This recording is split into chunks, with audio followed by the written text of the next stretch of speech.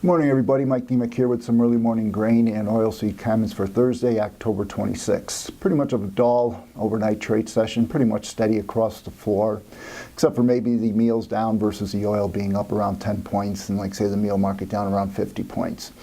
Sitting here with somewhat of a range-bound trade, stagnant trade, roughly between 420 and 460 for the December wheat, 340 to 360 in the December corn, and for generally $9.50 to $10 in the November beans, although you can make a statement in here that while corn and wheat have been trending somewhat sideways, the oilseeds have been in somewhat of a little bit of an up channel, but not really aggressively.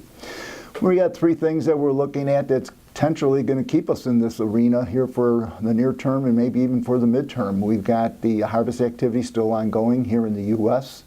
Yields are looking decent. Keeps the carryout somewhat unchanged at this point in time. We'll see what the USDA has to say in their November report. But right now, we're not really threatening the carryout number, at least with the harvest activity that we're seeing. And that remains somewhat of a non-bullish environment. In a little bit here, we're going to be getting our weekly export sales numbers coming out. So number two is our demand pace out of the U.S.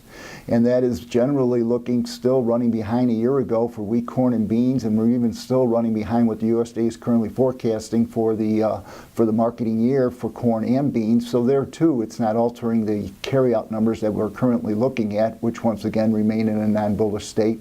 And then the third thing is what's going to go on with South America. They're in their infancy as far as their growing season goes.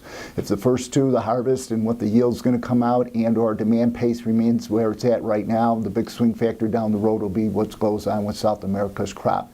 And that potentially can take us out of our range trade that we're currently focusing on at this point in time. Other than that, it still remains a money game in here as far as money flow inside the ranges, and we still see where the trade specs are net long the oil seeds and still net short the grains, and we'll revisit that again tomorrow when the new commitment of traders report comes on out. We're also, one more thing, going to have November options tomorrow go off the board, and then we're going to be working our way towards November first notice date for the November beans, so we're keeping an eye on that as well. Once again, these are my opinions, not that of ADM or ADMIS. Thank you.